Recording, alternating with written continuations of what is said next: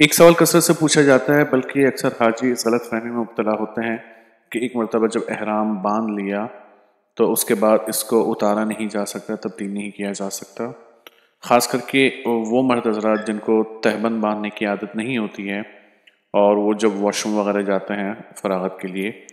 تو چونکہ ذہن میں یہ مسئلہ انہوں نے سنا سمجھا ہوتا ہے کہ احرام باندھنے کے بعد نہیں اتارا جا سکتا، اس کو ناپاک کر دیتے ہیں، اس احرام کو، اور گندا کر دیتے ہیں،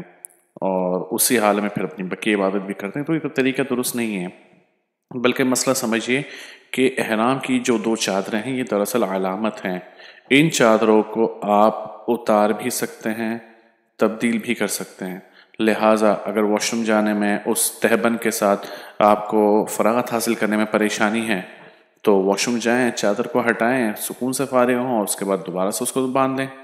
اور کبھی وہ چادریں ناپاک ہو جائے تو ان کو تبدیل بھی کیا جا سکتا ہے۔ تو یہ جو احرام کی دو چادریں ہیں یہ ہر وقت، یعنی عمرہ ختم ہونے تک یا حج ختم ہونے تک یہی چادریں باندھے رکھنا ضروری نہیں ہے، بلکہ اگر کسی وجہ سے یہ چادریں تبدیل کرنی پڑ جاتی ہیں تبدیل کی جا سکتی ہے اس کو۔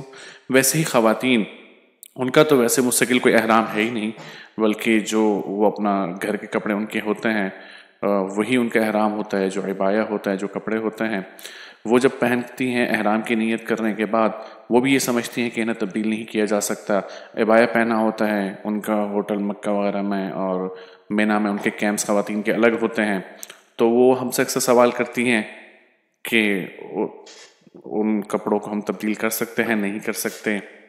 بالکل وہ بھی تبدیل کر سکتی ہیں، اپنے روم میں جب ہو تو عبایا تبدیل کر سکتی ہیں، عبایا اتار سکتی ہیں، جبکہ محرم خواتین ہو یا محرم مرد ان کے ساتھ ہوں تو وہ عبایا ہٹا سکتی ہے اپنے بدن پر سے۔ کپڑے خراب ہو جائیں ان کپڑوں کو تبدیل کیا جا سکتا ہے۔ تو خلاصہ یہ ہے کہ جس کپڑے کو بھی احرام کی نیت سے باندھا جائے